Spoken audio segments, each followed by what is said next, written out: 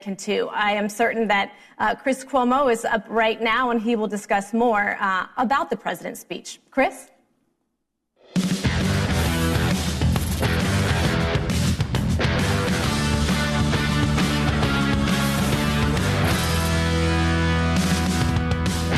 Hello, I'm Chris Cuomo. Thank you for the company. We just got a little touch of history that will set the table for us tonight. President Joe Biden just spoke at the White House attacking today's Supreme Court ruling in Trump versus the United States. This is the decision, over 100 pages, 6-3, also known as a party line vote by the Supreme Court. The 3 judges picked by the Democrats against this decision. The 6 in favor of it were also those picked by Republicans. What is the ruling? A president, any president, so that includes former President Trump, it includes Biden, has immunity for official acts and has no immunity for unofficial acts as president. And it is up to lower courts, not the Supreme Court, as they are rarely finders of fact. The lower courts must decide which acts qualify. So, does the ruling mean that the cases against Trump are gone? No.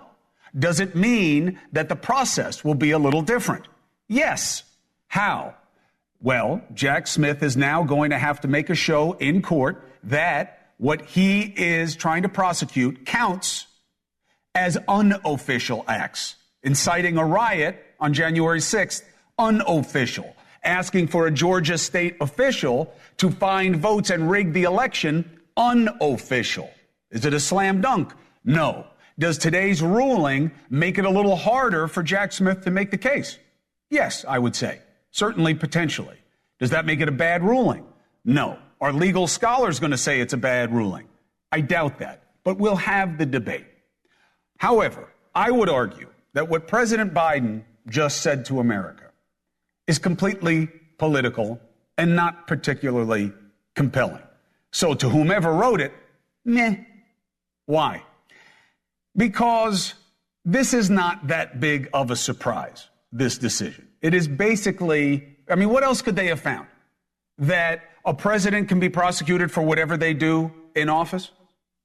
Really? Even official acts? That's not what they were going to do. Biden benefits from this as well, just so you know. So let's listen to what he said. This nation was founded on the principle that there are no kings in America. Each of us is equal before the law. No one is above the law, not even the President of the United States. With today's Supreme Court decision on presidential immunity, that fundamentally changed. For all practical purposes, today's Supreme Court decision, once again, it will depend on the character of the men and women who hold that presidency that are going to define the limits of the power of the presidency, because the law will no longer do it. I know I will respect the limits of the presidential powers I have for 3.5 years, but any president, including Donald Trump, will now be free to ignore the law. With fear for our... Okay, now, just hold on for a second. It will now be up to the character of the people who hold the office to decide what they can do and what they can't do. That doesn't make any sense to me. Now, we'll put it to better minds.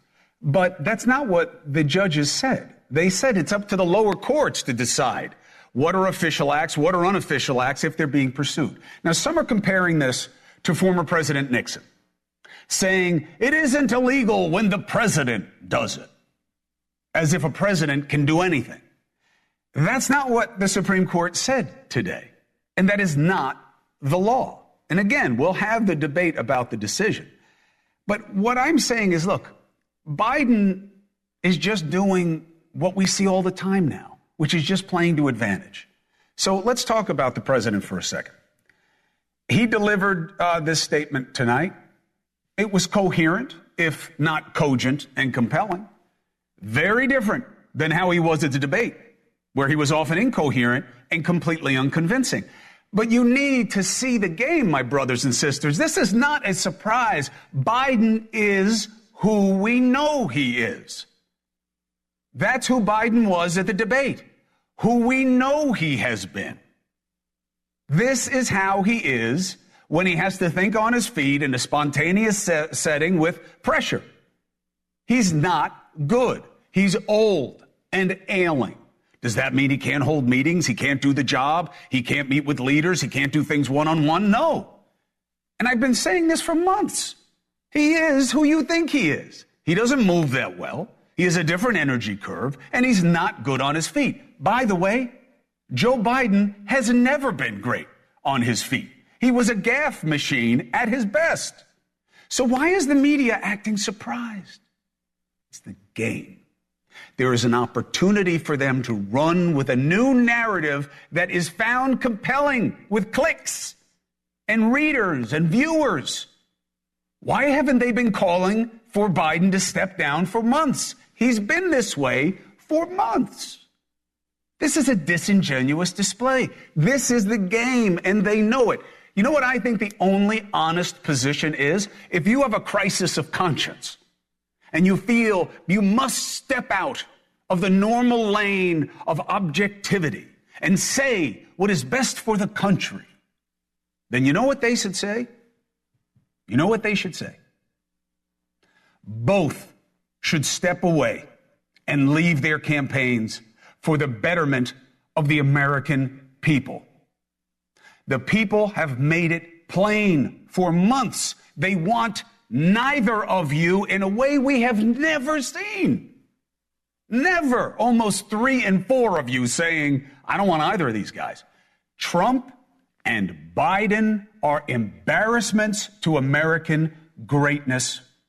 2 old, angry, expired men without new ideas, without compelling plans, who both abuse the truth and trust of the people around them, both with long legacies that have been weighed and measured and found lacking. Both of them. Neither will be remembered in history as a great man. Shame on the parties for taking us here. I don't blame Trump or Biden. I'll be honest. Why? You give somebody who's got a hunger and an ambition for greatness, opportunity, they're going to take it. People are weak and simple. Okay, I am, you are, not to judge you. The parties, though, this is on them. This is the fruit of their battle to the bottom, the binary game I talk to you about all the time. This is the only place a two-party system can take us. Which is worse? When that's the basis of comparison, when opposition is a legitimate position, when cooperation is weakness, right? When compromise is weakness, when stopping the other, when demonizing the other, when any disagreement has to be a focus of opposition because they're bad, this is the only place you can get to until you have the absurdity of an empty comparison. And that's what Trump versus Biden is. Man versus dead man. Madman versus dead man. That is the cartoonish comparison. And it's not that far off. All due respect to President Biden. I hope he has many years of life left, but they're not going to be anywhere near the height of his powers. So see the game. This rush to get rid of Biden. It's media convenience. It's the game. And it is also our friends on the right playing to advantage. They are absolutely seeding the stories that Biden is out. They're not coming from the left. Why? Why not? The speculation is bad enough for Biden. He has been weakened by this talk, even if he stays in. Now, the idea hold. The idea that when I say hold, that means the prompter doesn't move. It's very simple. You can do it. When they say, well, the polls show he can't win, it's not true. I know what their internal polling shows. I've been working this like crazy for the last 36 hours. You know what's really scary? That debate didn't change the numbers that much, like literally within the margin of error. That's how pathetic this contest is, that the guy literally freezes on camera. Medicare. And it doesn't even really change the numbers. What more do we need to see and to feel and to experience collectively to demand better, to demand change? Nothing changes if nothing changes. Oh, but this one's too important. You can't have Trump. You have to vote for Biden. Trump's going to do horrible things. Look, I'm not sold on that. Why? He does not have the intelligence, the strategic sense, the philosophical basis, the understanding of his own ambition to be a true authoritarian. He's just a bully. And he's surrounded by lightweights. We saw it last time. He'll have worse people around him this time. Oh, well, that makes it even more scary. Yeah, it does in terms of progress. But not in terms of this idea that he wants to tank the democracy and destroy the country. I don't believe it. I don't believe he has it in him, not because he's moral. I think he's completely amoral. That's not the point. He just wants to win, to say that he did, and talk a lot of trash. We saw what he did with power. He didn't do anything that impressive. He couldn't even build his wall. He only built like 50 miles of it. He's a mouth and a bully. That's what he is. And you know what he's riding on? This is the worst part for me. He doesn't deserve the support he has. These men and women, these families across the country that have legit disaffection, legit desperation, worries about their present and their future, concerns about our culture, concerns about our value structure to the extent that there even is one, desperate for a return to the rational. They are not wrong to want a disruptor to go in and bust up the system. Does he exaggerate it? Yes. Does he play on their outrage? Is he a demagogue? Yes, yes, yes.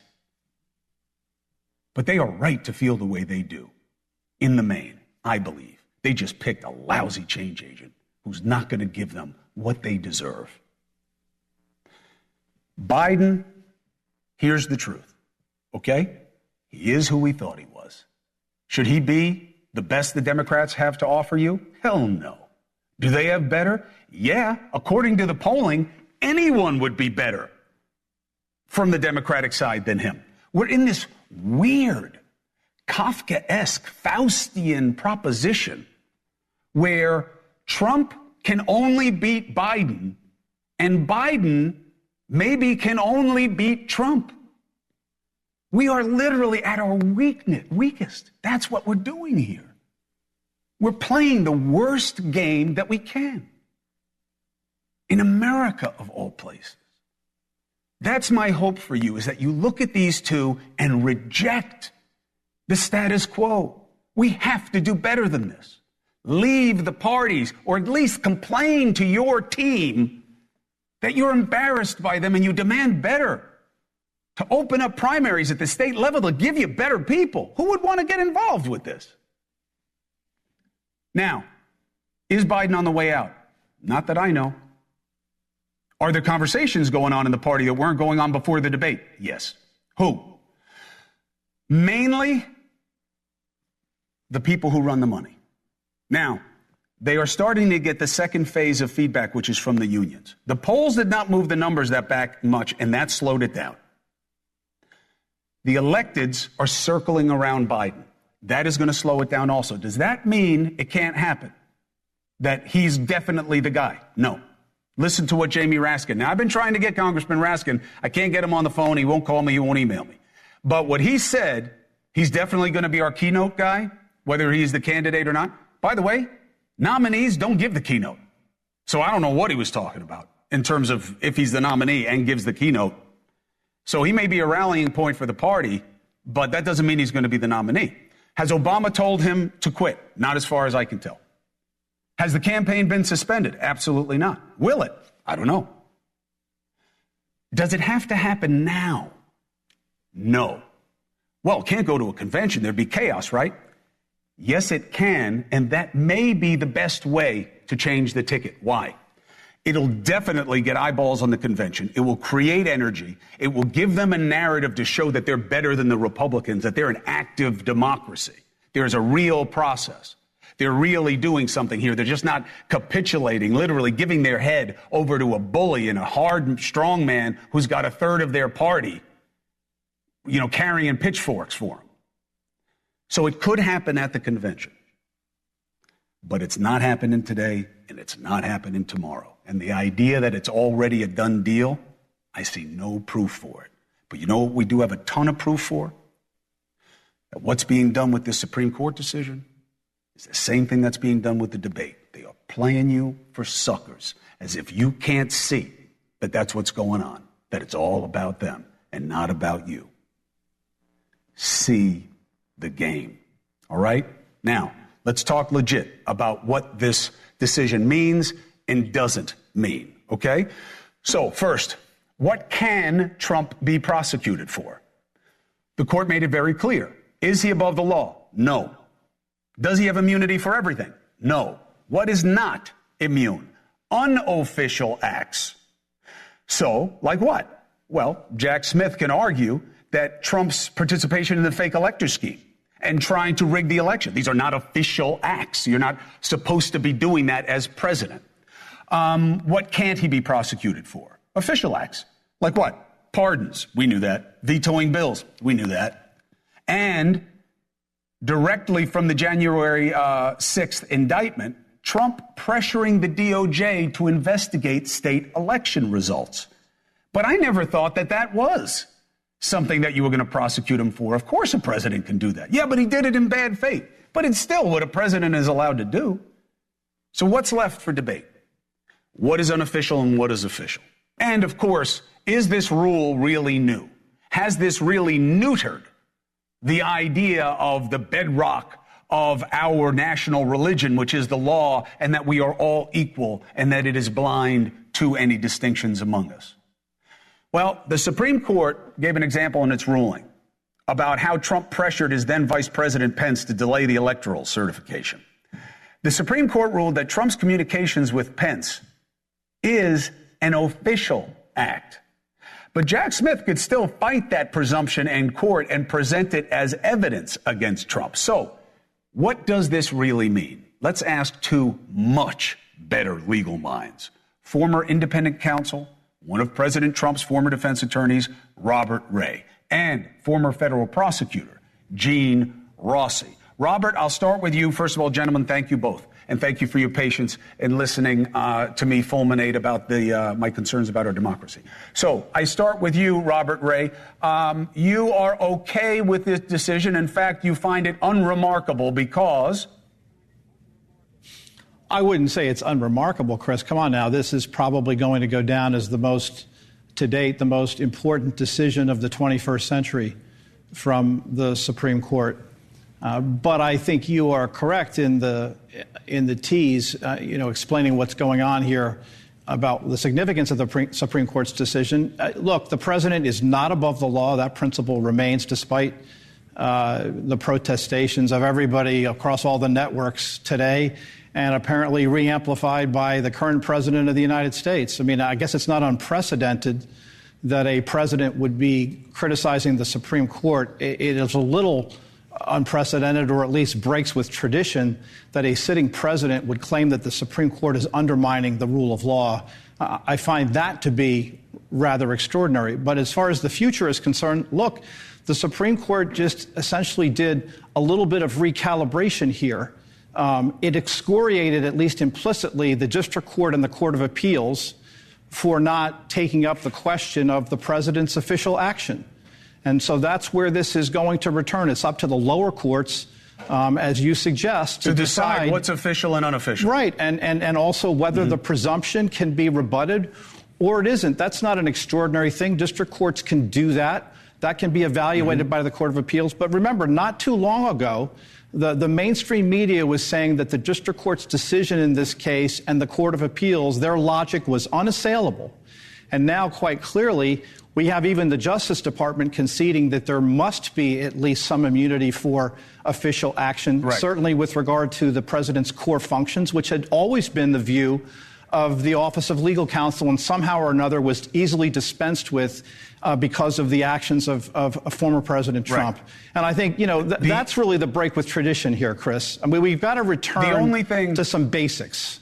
And the basics are... Go ahead, I'm sorry. Go ahead. What are the basics? No, I mean, look, the basics are that, we need to think about and have a system in which we fully provide that zone of protection to the presidency that allows the president to engage in official action. Things like, and they've come up recently, if the president decides that he wants to fire the FBI director, that is not something that the criminal law should be looking into. That clearly is a core function. It doesn't matter what his motives were. It doesn't matter if he was trying to do it to engage in some activity that a prosecutor later says constitutes obstruction of justice. That's a place you cannot go. Now, if it's the Richard Nixon situation. Hey, Chris, can I interject? I'm coming to you, Gene. Yeah, I'm coming to you. There's a little bit of a.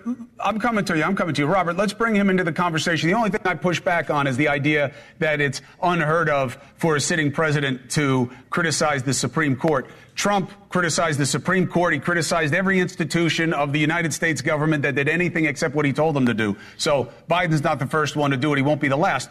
Counsel Rossi, how do you see this decision based on what Mr. Ray just presented? All right. First off, I have a ton of respect for Robert Ray. That's number one. We'll stipulate to that. But Robert, with all due respect, you did a great job of putting lipstick on a pig. This opinion is going to go down as probably worse than Plessy versus Ferguson, and here's why. It doesn't just say it's official acts versus unofficial acts. It's absolute immunity. Then there's a bucket that says you get immunity and it's presumed, and the prosecutor has to prove it's not protected. So there are two buckets of conduct, Robert, where the president can delve into and commit crimes that weren't prosecutable after this case. So what bothers me the most here is there was a hypothetical at the oral argument, Robert, and at that oral argument, one of the justices said, what if you order Navy SEAL Team 6 to assassinate your opponent? And the attorney for President Trump said, well, it depends on the facts. Well, to me, that is a tell that the President of the United States has absolute immunity under certain facts for murdering his opponent. And if that is not one of the most horrendous decisions and rulings and opinions in the history of this Supreme Court, I don't know what is. So let me add another tell. No, Gene, we'll agree with one another on that one. I agree with you. I'm going to finish on this. All right, go ahead. You mentioned motive. There is no rule of evidence ever instituted until today. And you're a prosecutor. I had 110 trials. I don't know how many you had, but motive is always relevant. And this is the first time a court has said that motive is not relevant in looking at a crime. And the last thing I want to say is this. Clarence Thomas writes an opinion. Does he address the immunity issue? No. He addresses whether Jack Smith should even be in office, be as a special counsel. So here's my problem. I'm going to end with this because I interrupted Robert and he can now interrupt me. My problem is we have a 6-3 opinion, 6 Republicans, 3 Democrats. The optics of this case, optics are absolutely horrible. Well, Gene, Clarence Thomas's decision is fine, but that is not the root of this. You had Justice Barrett's. And just for the people at home, Gene, and obviously I know you don't mean to misstate this, motive is almost never an element of a crime. You have the actus reus, right? And then you have the mens rea. You have the intent. I'm going to interrupt you on this. Chris, I'm going to interrupt you on this. I'm going to interrupt you. Go ahead. Motive is not an element. But motive is always relevant. Let me repeat that. Relevant. Motive but it's is not an always element. Relevant. Not with regard to immunity involving core functions, which is the only place the Supreme Court has said that absolute immunity applies. With regard to that intermediate level where we're talking about presumptive immunity, I would agree with Gene and the SEAL Team 6 hypothetical. I don't really think, despite what the oral argument suggested to the contrary on behalf of President Trump's lawyers, I disagree with their view of this. With regard to the question of SEAL Team 6, I don't think it's difficult for any district judge in America to find that even if there is presumptive immunity that applies in that case, that the presumption is easily overcome and that could be prosecuted. And I think we're arguing about, how many angels can dance on the head of a pin. We have to, rely on district judges and courts of appeals to get this right. That's all the Supreme Court was saying. It was just recalibrating this to return the judiciary back to where it should be. The first reaction of a judge should be at the district court level. The government, the president's official action is presumptively subject to immunity. That doesn't mean that it will receive immunity. It means that a district judge has to carefully review what the facts are in a criminal case before it allows the case to proceed. That's all that was. That was all that was decided here. I got to jump. Gene, I appreciate your arguments, and they are good food for thought. Robert, Ray, as always, appreciated. And let's just remind everybody at home. See you, Robert.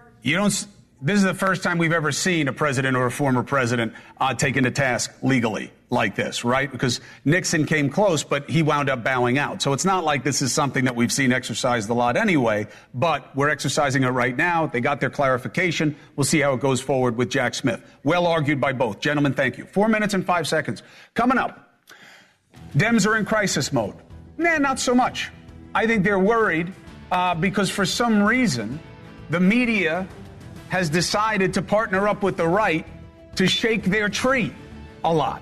Everybody knows who Biden is. He wasn't holed up at Camp David with his family. He was where I live in East Hampton going to a fundraiser Saturday night. Jammed up traffic. So what's going to happen? We have a Democratic lawmaker who is known for being a fair broker, who is in the middle of this mess, to give us the state of play. You want the answer? You get it next.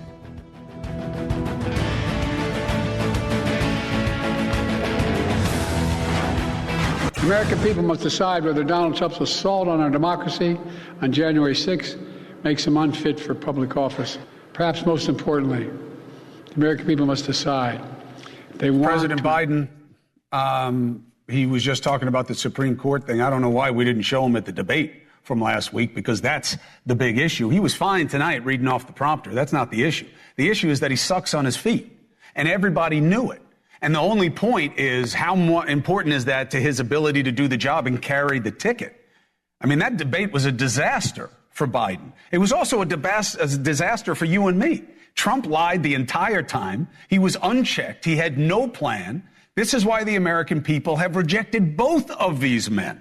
This is a failure of the party system. These two are an embarrassment to American potential. Now, Biden is the one in the spotlight. Why? Because I guess people are more afraid in the media of a sick man than a madman in terms of their worst potential, right? Would be that Trump does crazy things and Biden can't do anything, right? So the word was that the campaign was seeking to figure out which way to go. Is Biden going to stay in? How do we reassure the money? Are people trying to push other leaders to go, like Obama and Clinton, and tell Biden to step out? A lot of this has been seeded by the right. Why? Champagne for them. It's great to have negative speculation about Biden. NewsNation is also reporting that there may be efforts to get Obama and Clinton involved. All of this comes that as a CBS poll just shows that now 25%, okay, 1 in 4 of us believes that Biden has the cognitive health to be president. That means 3 out of 4 has real worries about him. By the way, maybe certain people woke up to it, but most of the polling barely moved. So let's bring in Democratic Congressman from Massachusetts, Jake Auchincloss. It's good to have you, Jake. Good to have you. Good evening. So, Congressman, do you believe that Biden is being pushed out by the party as we speak? No, I don't think that's happening. And I don't think that's happening because there are no smoke-filled rooms in the Democratic Party. We have a primary process, and Joe Biden has the delegates bound to him. So ultimately, the opinion that matters is not the Democratic Party's membership. It is the man who won the nomination. That's Joe Biden. Now, if he does continue, Chris, and I think he will, it's going to need to be a team effort. We need to have Secretary Buttigieg out there talking about infrastructure, and Senator Warren about student debt, and Gina Raimondo talking about domestic manufacturing, and Kamala Harris tearing apart Donald Trump limb by limb using her prosecutorial skills to disembowel those lies he told at the debate stage. What % chance would you put it at today that at the convention you come out with a different nominee because the delegates are transferred from Biden to another? I don't think public conjecture is profitable right now.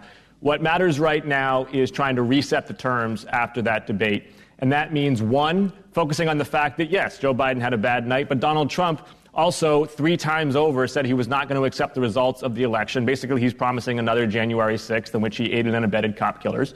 We have got to, as a party, draw a sharp and strong contrast with the Republicans on law and order.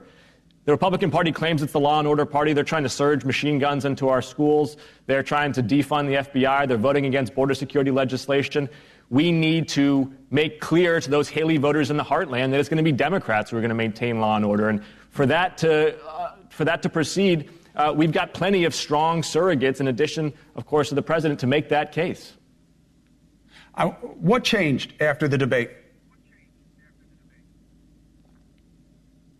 I think the president did not deliver the performance that was going to be an inflection point for polling, in the sense of reminding Americans about the choice in front of them. Unfortunately, former presidents always have sort of a 20-point bump in favorables. George W. Bush, et cetera. Former presidents always look better through rose-colored glasses. And the point of this debate was to turn former President Trump into candidate Trump, to remind Americans about how much they dislike this guy, about how debased his character is, about what a threat to the Constitution he is. And regrettably, that's not the story coming out of that debate. But we still have time to make it the story. It's just going to be a team effort now. One thing, it's not on topic, but I have to say something about it. How are Republicans trying to force machine guns into schools? What are you talking about?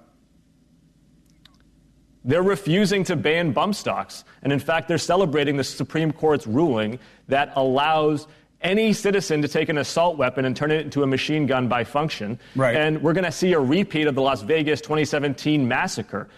Chris, there is no use case for a machine gun in civilian life. Those weapons are designed to kill human beings at range and at scale. Right. I'm with you. I'm just saying that the bump stock was a pretty popular piece of legislation. The court just shot down the legislation. I get that it was not legislation. It was a regulation. Right, but it was pretty popular. It was regulation. I mean, you had Republicans for it also. It's popular everywhere common sense Americans traffic. It's not popular inside the House of Representatives, where MAGA Republicans are bought and paid for by the NRA. We've got a bill to ban bump stocks, 130 Democrats, one single solitary Republican on that bill. They're afraid of the NRA, and they're putting the gun lobby's interests above the interests of children and families. Guns are the leading cause of death, for children in this country right now. They've become a symbol of individual liberty, which is unfortunate. I'm a gun owner, full disclosure, but it is unfortunate. But I also blame the Democrats a little bit in terms of how they've conducted themselves in the debate.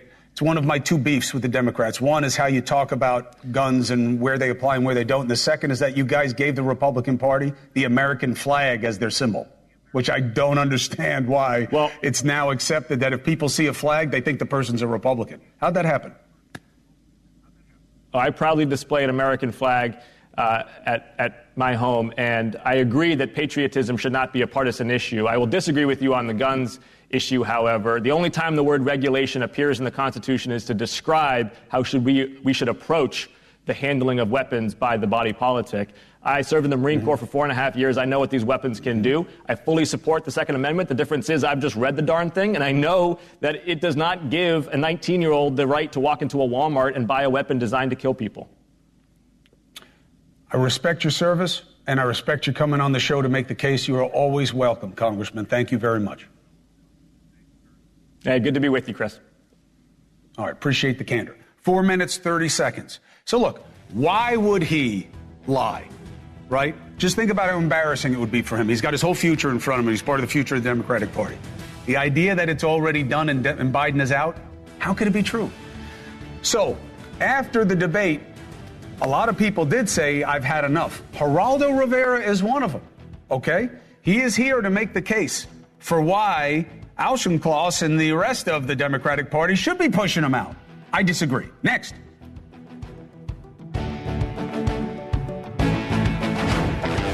With dealing with everything we have to do with, look, if we finally beat Medicare.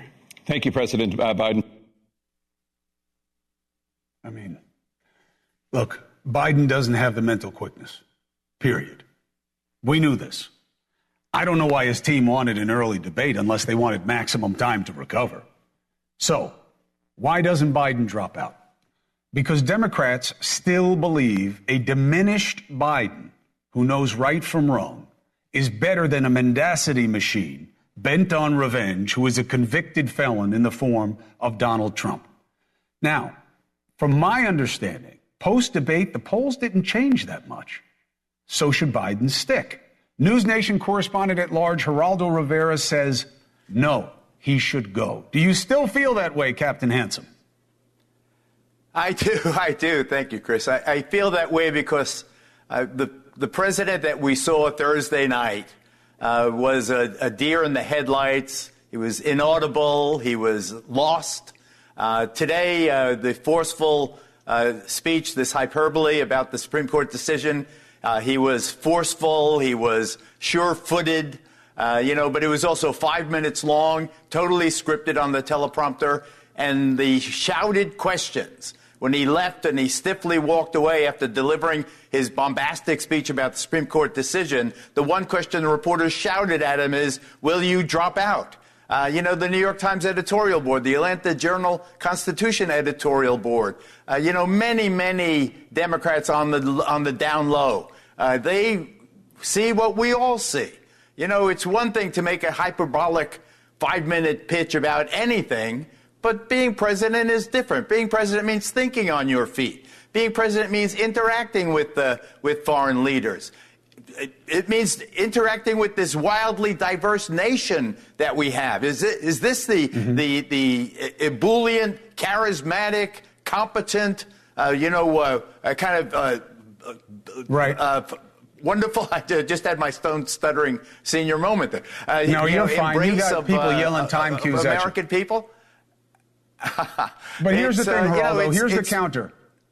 Here's the counter for you to address, and then I'll give you the time to do it. The counter is, Heraldo, this is a battle to the bottom of which is worse.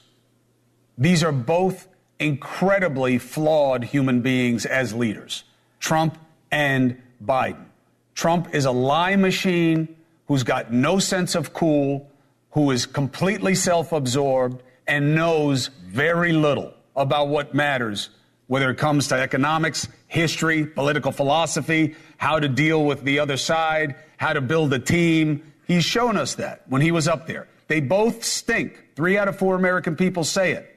So it's which is worse, and a sick man is better than a madman. Your response? I think that that's a cruel and unusual assessment of both these men. I think the Trump presidency, up until he lost and refused to acknowledge the defeat, his presidency was very underrated. I thought he did a great job with China, with tariffs, with other aspects of his of his presidency. And he was attacked, remember, Russia and all the rest of it, from before he even assumed office. And yet he still did a fairly good job with COVID and Operation Warp Speed and so forth. I think Joe Biden has done a fine job. I think Republicans are grossly exaggerating the impact of, say, inflation and some of his other policies. I think both men have been underrated. Both men are fine. Neither would have taken America off the cliff. Trump, obviously, since when I dropped Trump is when Trump refused to acknowledge the Constitution of the United States and the peaceful succession. Now he's sticking around. Now a lot of Republicans have forgiven him for what I say is the cardinal sin, the fact that he stabbed the Constitution in the back. That was this other stuff, bombastic and the exaggeration and the outright lying in the debate.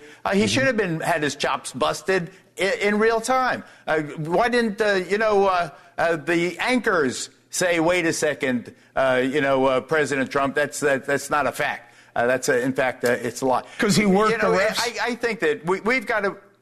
What's that? Because he worked the refs, Heraldo. That's why. Because they spent weeks beating up on CNN's moderators, and it worked. And they wound up doing a no fact check thing because they didn't want the drama. Because people are susceptible to the criticism. We're not in this business. You are one of the few major celebrities in the history of media where people know you not just by your full name, but by your first name. You're like a one name, you're like Madonna. But for most of us, we don't like being named. Jake Tapper doesn't like being held out for being anti-Trump. And I think you saw it reflected in how they conducted themselves on Thursday night. I want everyone to calm down. I want President Biden to speak with his family, speak with President Obama, speak with President Clinton, really get a real assessment of, is he doing justice to the American people staying in this race? Is that the right thing for a righteous, effective, patriotic president to do, to stick around? And how much of his adamant desire to remain is a function of the staffers who will lose their jobs if he is, not running next time? How much of it is the climate? How much of it is, it's the puppet masters of Joe Biden? I think that Biden has to drop out. There has to be an open Democratic convention. Trump can be beaten. The reason Democrats are so pissed off is that they thought the court was going to save them. The court is not going to save them. They have to defeat Donald Trump at the polling place, not in court. Chris. Heraldo Rivera, well argued and appreciated, and thank you for dinner. I'll see you soon, my brother. Thank you very much. Okay. I asked Heraldo to have dinner, and then I made him pay. So I'm not just annoying, I'm also cheap. Final thought, next. Here's my argument, okay? If it's okay to just default to which is worse, if it's okay that they don't tell the truth, if it's okay that they don't have plans, if it's okay that they don't really work to fix anything, they just stop the other side from doing anything, then why isn't it okay to say you hate this system and you refuse to allow it to continue? What's wrong with saying you don't want either of these men? They should both be disqualified. Donald Trump lies like nobody I've ever seen at this level of public office. He was absolutely part of one of the ugliest episodes in modern political history. And he had 4 years and did not do what he said. And Biden, now you know. Why isn't it wrong to say they both suck? Say it. We'll be right back.